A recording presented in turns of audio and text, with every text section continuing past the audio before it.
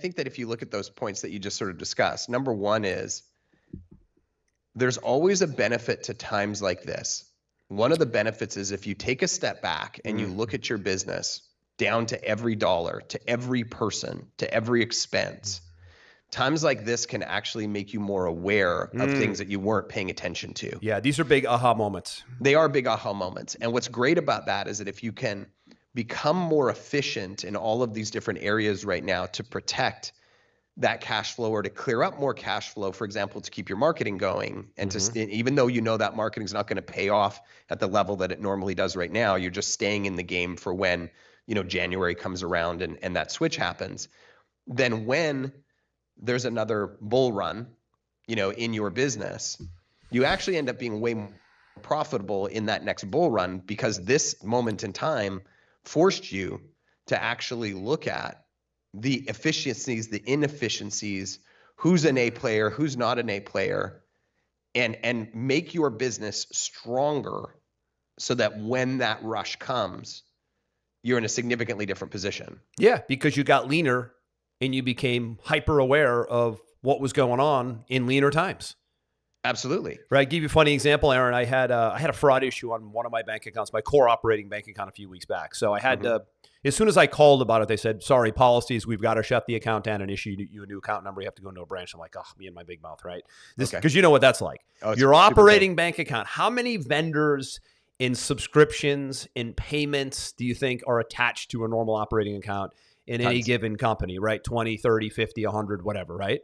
So my mind goes to, wow, I'm going to have to basically have my team and all the things that come through every month are going to say payment decline because, you know, bad card on file, whatever. But then I went, wait a minute, let me go to the bank and open up the new account. I have to do it anyways. But what a great opportunity to do something I've been meaning to do already for a month, which is literally have every single expense come into my inbox and say, this charge is denied. The card on file is no good. Great. Now I know what it is. I can decide all over again if I want to renew it.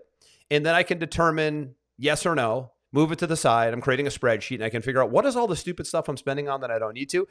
And also, Aaron, to the point earlier, who are the people that I don't need right now that I'm also aware of that are not A players, to my point earlier. So now I'm doing this hyper audit but not by design or by choice, but by default because I had to, because I have a new bank account. And I'm like, pissed the whole week as I'm doing it. And then I'm like, okay, the second weekend, I'm like, wow, I'm now really seeing every week a handful, a half a dozen charges coming in. And I'm realizing that I'm pretty much keeping about a third of it. I should say half of it, really, realistically. And wow, what a great way to lean. So I'm asking my team, do we need that? We've been paying for this for a long time. Do we need that if we can consolidate and do this, right? So I'm not saying go out and open up a new bank account, although sometimes that forced event helps because you'll say you'll do it, but then you won't get to it. But if you shut your bank account down and go open a new one and you're forced to get the new credit card, debit card that's attached to the operating account and you're forced to go get lean like that, then you have to do it and you can't skimp on it. So I'm almost glad it's a blessing in disguise that it happened. And here we go, right? Doing a full top-down audit as we go into October. It's interesting that you bring this topic up because we had some fraud on one of our business credit cards a couple of weeks ago. And the bank did the same thing. They said, we got to shut the card down. Yeah, and it's just policy. My operations manager was freaking out. She's like, oh, we've got all of these subscriptions and we've got to do this right. And do that. That was my concern. And I said, just leave them for right now. You'll get an alert. They'll let you know. An alert. They'll let you know 10 times. Believe me, they're coming for your money. Oh, yeah. And I had multiple alerts come up and I did the same thing. I looked at them and said, nice. Do I really need that? What are we doing, guys? Do I really need that? And probably about a half of them, it was just lazy. People use it sometimes, but not really. Exactly. And so I was like, I'm not going to. And what's funny is there was one that I was unsure about that my team said they use all the time. And I waited to see if anybody would reach out. And it took 2 weeks. And one person reached out and said, hey, this thing isn't working. And I went, So this very expensive tool, I only had one person in 2 weeks reach out and say, Kenny, not worth it.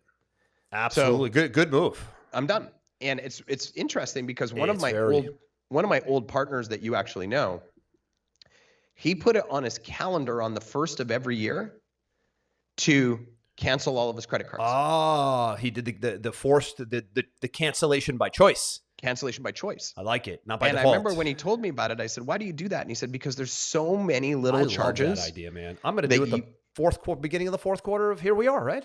Just cancel it. Oh, and if it's a 911, you'll swap it out. No big deal. And not to mention, Aaron, anybody who's charging you, believe me, they're coming 7 to 10 times to get their money. They're not going to just, oh, sorry, I reached out once, I canceled your account. No, they want your money in your business. Now, there isn't going to be any 911 cancellations, I promise you. Now, here's what's interesting. When I canceled this last card with the credit card company, I can't remember the term they used. They said, do you want us to put in like the pro recharge system, et cetera? I said, what's the pro recharge system? And they said, oh, well, we will automatically allow any previous charges. MX does that. I like that, and actually. we'll notify the vendor, and then the vendor can just one-click swap over to your new card. I said, oh, absolutely That's not. pretty cool. Amex Platinum and Black does that for sure.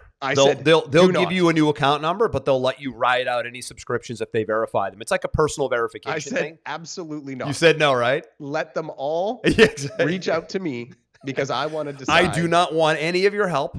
No help. Do not help me in any way, shape, or form. I'm my own worst enemy.